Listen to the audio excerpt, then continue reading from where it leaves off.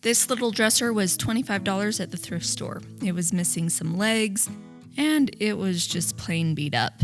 But I loved the simplicity of it, so I could play around with it.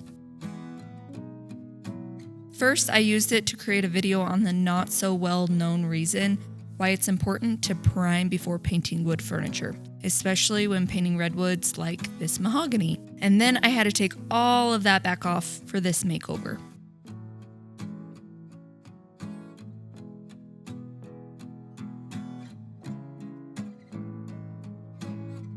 While we worked on that, we also cleaned out the dresser and replaced some missing drawer stoppers with new ones.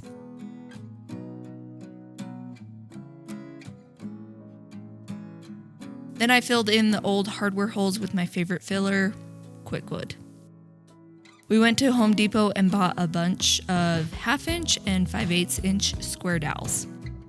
And then I cut the wooden dowels with my miter saw to the same size of the drawers.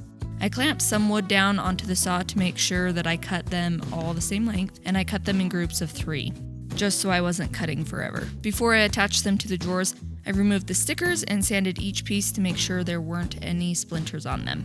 Then I started in the center of the drawer, attaching them with the pin nailer and some Gorilla Glue.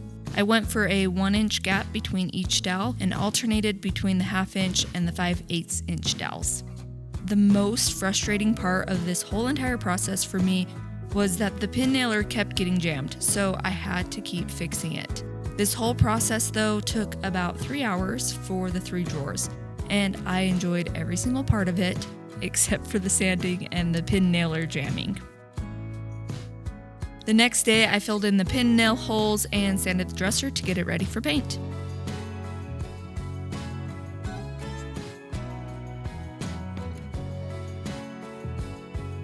Then I primed the dresser with Clear Shellac so I wouldn't have any bleed through issues and to help the paint stick to the wood.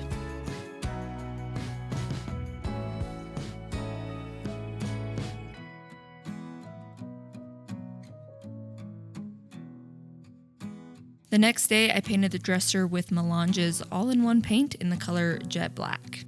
I used my Wagner Flexio and added some water to the paint. And guys, it sprayed like a dream. This paint does not need a top coat and it dries to a more satin sheen, so I don't even feel like I need to top coat it. I ended up spraying 2 coats and then I sanded everything with 400 grit sandpaper to smooth it all out, and then I sprayed one last coat.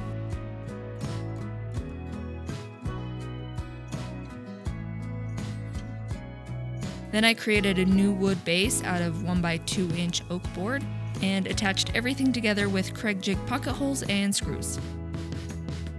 And here is what it looks like now. This one is staying with me for now, and I absolutely love it.